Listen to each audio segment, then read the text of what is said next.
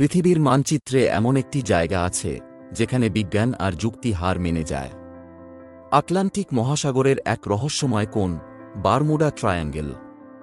কেন এখানে জাহাজ আর বিমান মুহূর্তেই গায়েব হয়ে যায়? রহস্যের শুরু 1945 সালে। মার্কিন নৌবাহিনীর 5টি যুদ্ধবিমান বা ফ্লাইট 19 এই এলাকা দিয়ে যাওয়ার সময় হঠাৎ নিখোঁজ হয়। তাদের উদ্ধার করতে যাওয়া বিমানটিও আর ফিরে আসেনি। এরপর থেকে আজ পর্যন্ত কয়েকশ মানুষ এখানে চিরতরে হারিয়ে গেছে। বিজ্ঞানীরা কি বলছেন? কেউ বলেন এখানে সমুদ্রের নিচে বিশাল মিথেন গ্যাস চেম্বার আছে যা জাহাজ ডুবিয়ে দেয়। আবার কেউ বিশ্বাস করেন এটি কোনো এলিয়েন পোর্টাল বা অন্য মহাবিশ্বের দরজা। আজও কেউ জানে না সেখানে ঠিক কি ঘটে। এখানে আসার পর কম্পাস কাজ করা বন্ধ করে দেয়, ইলেকট্রনিক ডিভাইস বিকল হয়ে যায়।